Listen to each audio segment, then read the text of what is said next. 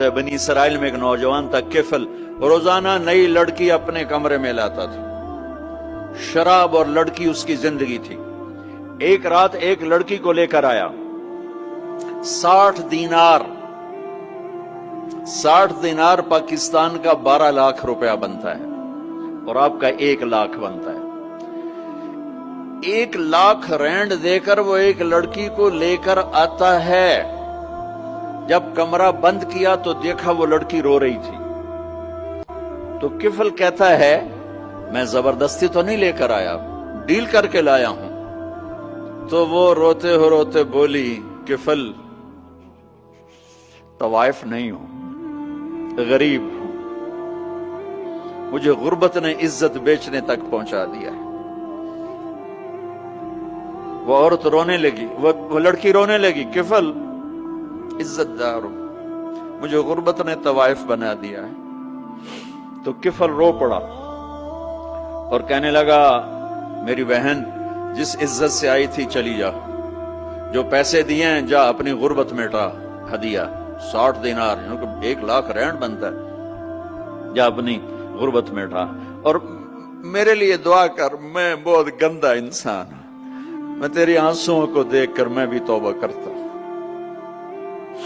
وہ لڑکی گھر پہنچی، پیچھے کفل مر گیا، اس کو نہیں پتا موت آئی کھڑی ہے سر پہ، وہ مر گیا۔ اللہ آخرت سے پردہ نہیں اٹھایا اللہ نے، وَمِن وَرَائِهِمْ بَرْزَخٌ إِلَى يَوْمِ يُبْعَثُونَ، پردہ ہے، مر گیا، کیسے مرا، کس حال میں مرا، کچھ پتہ نہیں ہے، اس کی قدردانی پہ قربان جاؤں۔ کل اگر یہ مردہ ملتا نا اپنے گھر میں، اس کو کسی نے اٹھانا نہیں تھا، کمرے میں ہی دبا دینا تھا، وہیں پتھروں میں اس کو دبا دینا تھا، یہ ایسا انسان تھا، لیکن وہ تو توبہ کر چکا تھا۔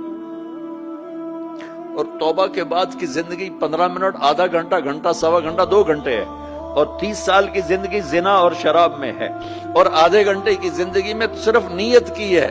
کل تک تو بھی سورج میں نہیں دیکھا اور موت نے آ کے اٹھا لیا۔